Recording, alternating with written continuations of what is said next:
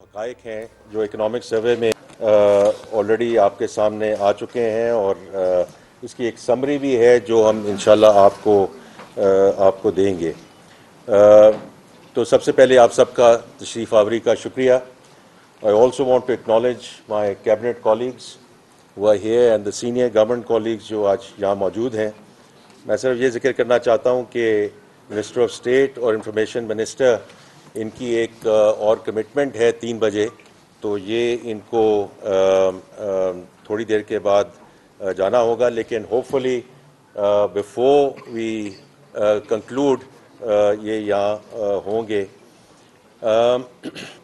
دیکھیے، یہ جو سروے ہے یہ ایک اکنامک ڈاکومنٹ تو ہے، لیکن یہ کہانی بھی بیان کرتا ہے پچھلے گزشتہ سال کی ان ٹرمز آف ریزیلینس، جو ڈسپلن شو کیا گیا اور جو رینیوڈ کانفیڈنس ہے. اور اس سارے سلسلے میں تھوڑی سی آپ کے سامنے گزاشتات رکھوں گا. دیکھیے، when we entered this year, جولائی میں جب ہم نے یہ مالی سال شروع کیا تو سب سے پہلے تو ایک ٹریڈ انسرٹنٹی تھی، اور وہ جو ٹریڈ انسرٹنٹی ہے that was on account of the tariff discussion کہ ٹیرفس دنیا بھر کے جو ٹیرفس ہیں وہ اس کو کیسے ڈیل کیا جائے گا. اور ہم نے جولائی کے آخر تک ایک ایسی جگہ ہم پہنچ گئے تھے کہ we could get into a competitive position with respect to our exports specially to the U S. اس کے بعد پھر ہم نے سیلاب دیکھا جو اگست سپٹمبر میں آیا، اور پھر اکتوبر میں ریسکیو اینڈ ریلیف ایفرٹ ہوئی، اور پھر اس کے بعد مارچ سے ہم نے ریجنل کانفلکٹ دیکھا.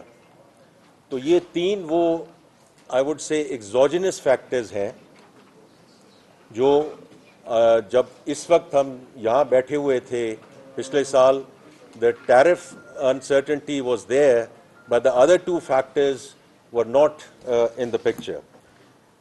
لیکن میں صرف یہ کہنا چاہتا ہوں کہ ان جو سارے چیلنجز تھے انہوں نے پاکستان کی ریزیلینس کا امتحان لیا، اور جہاں تک میرا تعلق ہے ہم اس امتحان پہ پوری طرح اور صحیح طریقے سے ہم اس کے ساتھ نبرد آزما بھی ہوئے، اور ہم نے جو ایک آگے ٹریجیکٹری لے کے جانی تھی فرام اسٹیبلائزیشن ٹو گروتھ، ہم اس جرنی پہ قائم اور دائم رہے. اچھا، اسی سلسلے میں جو مالی سال 2026 میں جی ڈی پی گروتھ وہ آلریڈی ذکر ہو چکا ہے، 3.7% رہی. اور اس میں ابھی ذکر کروں گا کہ why we think and why we believe. کیوں بھائی، کیا ہو رہا ہے؟ اچھا، تو اس میں یہ جو براڈ بیسڈ اکانومی کی بات ہے، تو اس میں یہ کیسے ہم اس کو آگے لے کر چلے، بیکاز اس میں صرف حجم نہیں بڑھا لیکن وہ براڈ بیسڈ ریکوری کی بھی بات ہے. اب یہ اس تناظر میں ہے کہ جو میں نے ابھی کچھ فیکٹرز بتائے کہ نہ صرف یہ ہمارے ملک کو بلکہ اس خطے کو بلکہ ساری دنیا کو اس نے افیکٹ کیا، اور اسی کی وجہ سے ہے کہ 26 میں جو گروتھ کی گلوبل گروتھ کی جو ریکارڈ کی گئی تھی 25 میں، وہ کم ہو کر 3.1% رہ گئی ان 26. اب ہم اگر دیکھیں اس تناظر میں جو گلوبل فیکٹرز ہیں اس میں پاکستان کا جو اور میں نے ابھی ذکر کر دیا ہے کہ بیرونی اور اندرونی چیلنجز کے باوجود 3.7% جی ڈی پی گروتھ تھی، جو پچھلے 4 سالوں کی بلند ترین فگر ہے. اور یہ تھوڑا سا کئی دفعہ ہم بھول جاتے ہیں کہ ہم نے یہ سفر شروع کہاں سے کیا تھا. آئی تھنک اس کو ہم نے مائنڈز کو ریفریش ضرور کرنا ہے کہ 23 میں یہ -2.2% تھی، 24 میں یہ 2.6% رہی، 25 میں یہ 3.2% ہو گئی. اینڈ کوائٹ فرینکلی اگر میں آپ کے ساتھ اس وقت بیٹھا ہوتا جنوری یا فروری میں، تو ہمارا یہ ایک پلاننگ کی طرف سے، اسٹیٹ بینک کی طرف سے، فائنینس کی طرف سے ہمارا یہ بڑا ایک متفقہ ویو تھا کہ اس سال جو گروتھ ہے وہ 4% سے ایکسیڈ کر جائے گی. لیکن جیسے کہ آپ سب کو معلوم ہے کہ یہ جو کانفلکٹ آیا مڈل ایسٹ کا، اس کی وجہ سے ہم جو ہے افیکٹ ہوئے. لیکن ہیونگ سیڈ دیٹ، پھر بھی ہم ایک ملکی تاریخی کا سب سے بڑا معاشی حجم پر پہنچ چکے ہیں، جو 126.9 ٹریلین روپے یا 452.1 ارب ڈالر تک پہنچ گیا ہے. فی کس آمدنی $1,901 ہو گئی ہے، جو گزشتہ سال $1,751 تھی. اور افراط زر کی میں ابھی بات کرتا ہوں. اسی میں اگر ہم ڈفرینٹ سیکٹرز میں جائیں گے تو ایگریکلچر جو پچھلے سال 1.53% پہ گرو ہوا، اس سال 2.89% پہ اس کی گروتھ ہوئی. And this is not with standing the floods.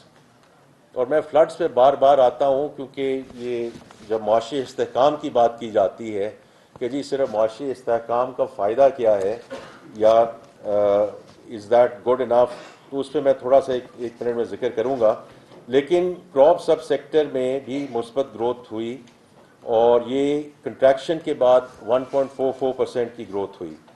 اور لائف سٹاک سیکٹر جو ہے ہمارا continues to go from strength to strength, and that is very very important. کیونکہ جب ہم زراعت کی بات کرتے ہیں، ہمارا جو زیادہ فوکس رہتا ہے وہ کراپس اینڈ اور سب کراپس پہ رہتا ہے. Life stock, dairy and life stock is 60% of the agriculture GDP. یہ بہت امپورٹنٹ چیز ہے جس کو ہمیں ملحوظ خاطر رکھنا چاہیے. اسی طرح انڈسٹری اور مینوفیکچرنگ کی بات ہوئی. لارج اسکیل مینوفیکچرنگ نے 2026 میں 6.1% گروتھ ریکارڈ کی، جو ونس اگین پچھلے 4 سالوں کی بلند ترین سطح ہے. اور اس میں بھی یہ بات ہوتی ہے کہ جی اگر ایک سیکٹر ہے یا 2 سیکٹر ہیں، یہ براڈ بیسڈ گروتھ ہوئی کہ نہیں ہوئی. تو یہ آپ اکنامک سروے میں بھی دیکھیں گے، آپ خود اس سے بہت چونکہ آپ سب اکانومی کو کور کرتے ہیں، تو مینوفیکچرنگ کے 22 سیکٹر میں سے 16 شعبوں میں مثبت گروتھ دیکھنے میں آئی ہے. اس میں food, textiles, wearing apparel, petroleum products, non metallic minerals, automobiles, beverages اور الیکٹرک اکوپمنٹ جو ہے وہ شامل ہیں. So it's not one single sector which is sort of leading or contributing to this 6.1% turnaround in large scale manufacturing. This is broad based. اور اس کا دوسری side بھی ہمیں دیکھنی چاہیے، کیونکہ یہ تو سپلائی سائڈ ہوگی. ڈیمانڈ سائڈ پہ کیا ہوا، تو اس میں بھی ہمیں نمایاں ایئر آن ایئر گروتھ نظر آئی ہے.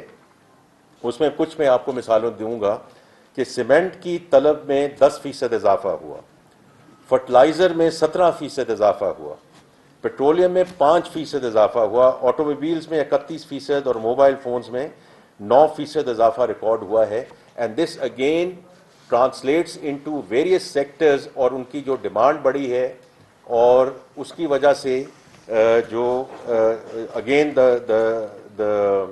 جو براڈ بیس گروتھ کی بات ہوتی ہے یہ اس کو سپورٹ کرتا ہے.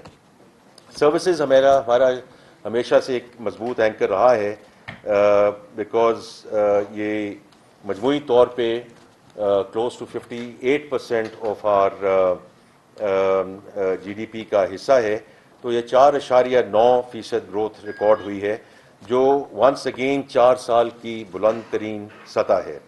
اس میں خاص طور پہ ذکر کرنا چاہوں گا انفارمیشن اینڈ کمیونیکیشن سروسز، جس میں 7.52% کی گروتھ ریکارڈ ہوئی ہے، جو کہ ونس اگین 4 سال کی بلند ترین سطح ہے. لیکن اس کی جو بہت ایک اچھی چیز ہے کہ اس کی جو ڈیجیٹل اکانومی ہے، اس میں اس کا جو رول ہے وہ کتنا امپورٹنٹ ہے. اور اس میں ڈیجیٹل اکانومی میں تھوڑی دیر کے بعد آؤں گا، کیونکہ منسٹر آف اسٹیٹ بلال کیانی صاحب اس کو اسٹیئر کر رہے ہیں. وزیر اعظم پاکستان ڈیجیٹل اکانومی کو خود لیڈرشپ پوزیشن میں اس کو آگے لے کر جا رہے ہیں. فسکل کنسالیڈیشن پہ آتا ہوں. اس میں جو آپ سب کو علم ہے، لیکن میں پھر بھی کہہ دیتا ہوں کہ فسکل ڈیفیسٹ جو ہے 0.7% of GDP. Last year this was 2.6%. اسی طرح پرائمری سرپلس میں بھی بڑھاوا آیا ہے. اور خاص طور پہ FBR کے محصولات کی میں بات کرنا چاہوں گا، کیونکہ چیئرمین FBR یہاں موجود ہیں، جہاں 10.1% اضافہ ہوا ہے. اور ماکا پیمنٹس جو ہیں اس میں 23% کمی آئی، جس سے ہمیں اضافی فسکل سپیس حاصل ہوا ہے۔ افراط زر کی بات ہے کہ اس میں پچھلے 2 سالوں میں بتدریج کمی واقع ہوئی ہے، لیکن اس میں بھی ہمیں یہ دیکھنا ہے کہ کہاں سے ہم شروع ہوئے تھے۔ یہ جو آپ کو ایک 1 پیجر دیا جا رہا ہے، یہ بڑا امپورٹنٹ ہے کہ کہاں سے شروع ہوئے تھے، کہاں پہنچے ہیں۔ 38% سے شروع ہو کر ہم جہاں بھی اس وقت موجود ہیں، جس کی وجہ سے پالیسی ریٹ 11.5% ہے۔ ابھی میں نے سورا فسکل سائڈ کی بات کی ہے، اب میں تھوڑا سا ایکسٹرنل سائڈ پہ بھی بات کرنا چاہتا ہوں، بیکاز آپ سب جانتے ہیں کہ the twin structural deficit, this has been the real issue for Pakistan for the longest time.